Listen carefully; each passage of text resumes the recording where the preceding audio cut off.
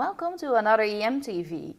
This Tuesday is the Bye Bye Show. There we will announce the winner of the Student of the Year election. And this will also be the unofficial closing of this academic year, because, well, the end of the academic year is approaching. So it's also a good time to look back at this past year, and I will do that with our editor-in-chief, Wieneke Gunneweg. And afterwards we will watch a video on the Waterloo Mansion, the very best student house in Rotterdam, according to the students. So what is this all about? Take protein and nutrition very serious in this house. Time that we take our lunch shot. No. So we have to redo that. Now, back to other students and our approaching Student of the Year election.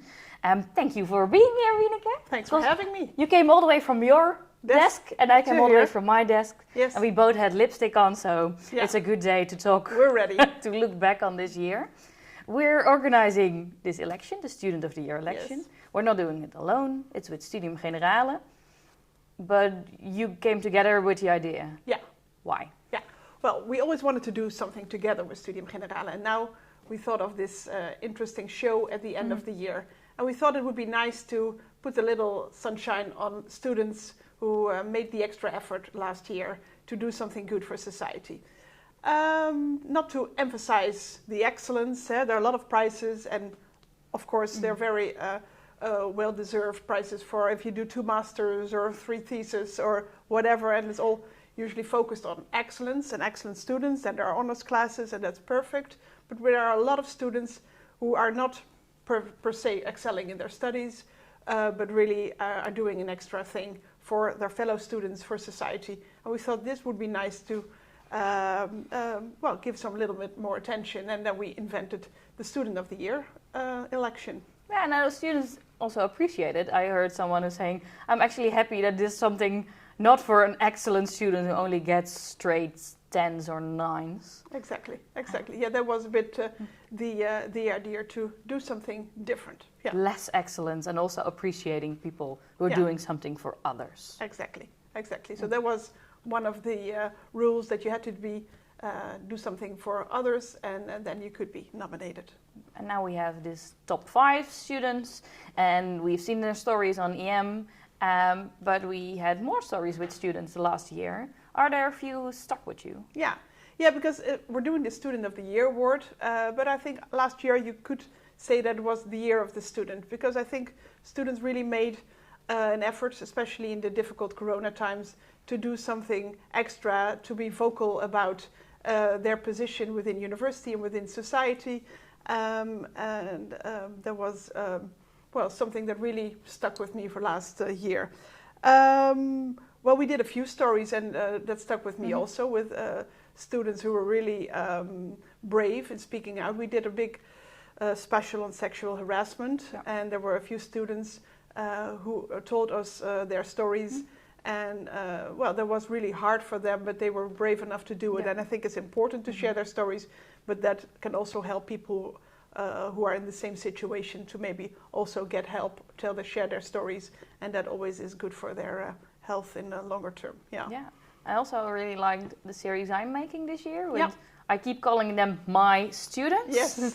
Yeah. We all consider them your students. They're my students. That was also great. Yeah, it still is. Yeah. And that they are all students with functional impairments. Yeah. Some physical, some mental, but they really helped me also broaden my perspective. Exactly, because with a function impairment, you're in a first idea always think about like a physical impairment, and that's also one of the students in the stories. But there are so many more impairments that you can't see, and of course everybody is different. But some people really have to make an extra effort to be at university and to complete their studies. And I think it's good to give them a face and portraits of them, to show other students that it's not always easy, and you can't always see if someone has to do something extra to be here. Now it's also just really nice to chat with him. Yeah. When someone is coming, and I say, "Oh, your hair has a different color," and then sometimes I also have to. It doesn't always have to be only about the impairment. It can be about their hobbies, about their life, about things they're doing besides studies and besides being someone with a functional impairment. Yeah.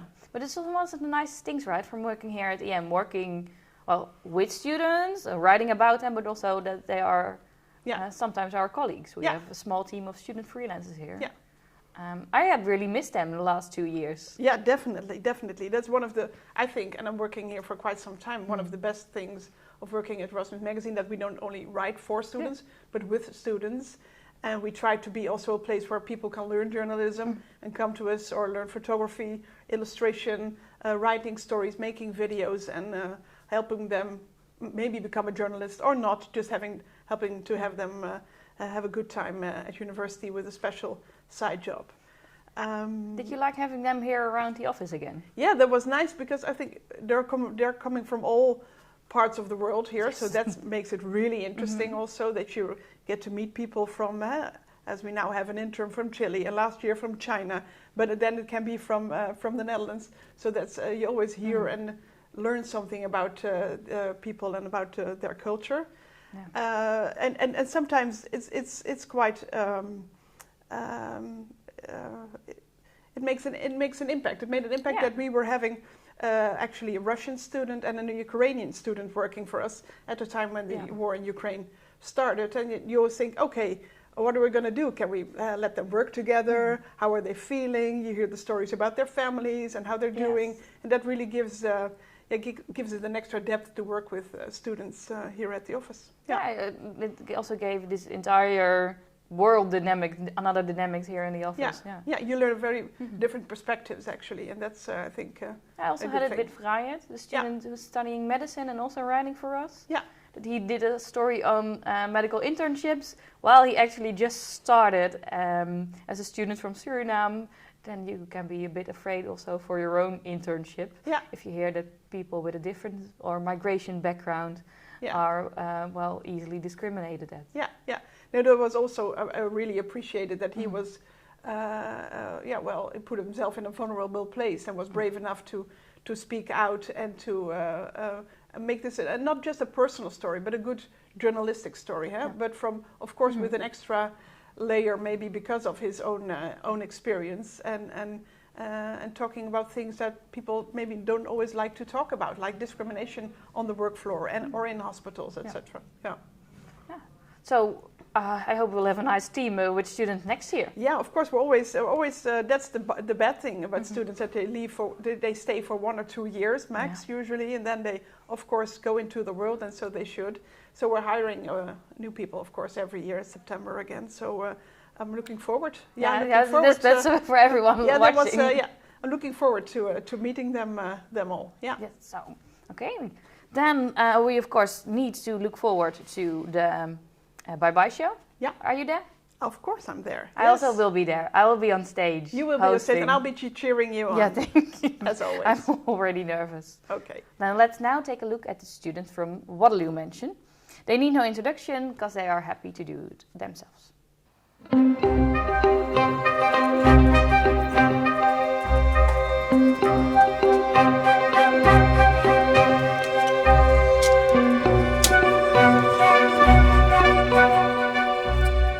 Today, we're searching for the most frat-like apartment.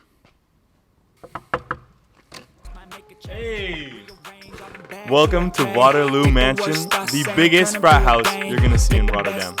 Hey, my name is Ben. I'm a second year IBA student. Morning, I'm Jules, studying IBA 2 as well. Let's go for a house tour. Very cozy, warm living room in which, there's all sorts of decorations starting from nights out adventures and collections. We're making sure that we're stocked in case of an apocalypse. Therefore, our number one priority is to have a good supply of beer. High nutritional value, also great for calorie intake. Half functioning dishwasher. It's been fixed 3 times this year. You guys have some food over there. I see some free Ziploc bags. So what is this all about? Big protein and nutrition, very serious in this house. Time that we take our lunch shot. No. So we have to redo that. The living room, as you can see, is where we spend the majority of our days together. It's a bonding time. Took the step to design it ourselves. TV is held up by the Heineken 9000. Same with our couch. The Heineken we found to be the most sturdy. Can you tell us more about the special features? The Wieneke table. Beautiful cracks in the walls. Sometimes in the mornings when we want to talk to each other, you can see someone on the other side. So that's a great design of the house, and it brings us closer together every day. So can you take us up? Let's go. So in you go to one of our first roommates' room, whose door does not really open.